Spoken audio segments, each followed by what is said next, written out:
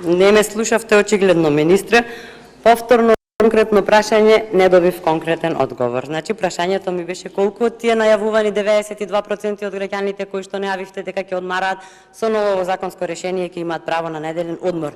Ја спомнавте веб страницата на Министерството за економија, ево одговорно ви кажувам дека јас лично 2 пати цел ден вртев на двата телефони на Министерството за економија за да поставам прашање како нормален обичен граѓанин. Не функционираат телефоните. Едниот вели дека претплатникот не е достапен, а другиот не крева никој. Значи проверете си во службите.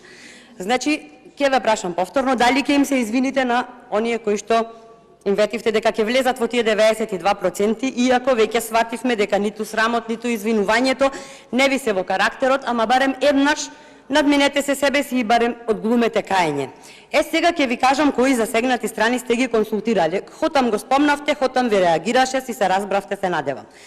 При носењето на ова законско решение во кое се вели за работниците, кај работодавачите, кај кои работниот процес е од таква природа што не може да се прекине.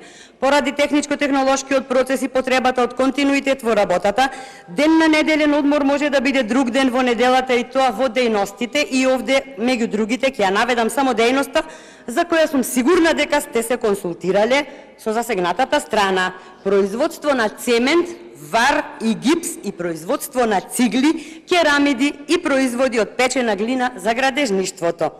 Оваа засегната страна, почитуван македонски народе, има име и презиме и тоа гласи Зоран Заев.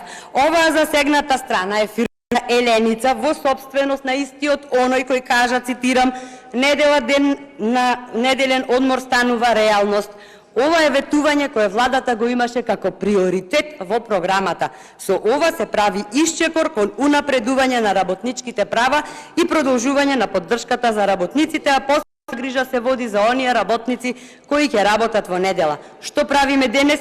Денес даваме можност во недела да работи токму фирмата Еленица на Заеви, која видете каква случајност се занимава токму со производство на глинени тули за градежништвото и е специјализирана за производство на тули и керамики. Епа, почитувани, како кажав помалку, на што ќе се сведе законското решение? Плати си, работи си. Ама фирмата на Заеви секако има и од каде да ги плати своите вработени што ќе работат во недела, затоа што има уште една случајност да токму оваа фирма има најдобри финансиски резултати.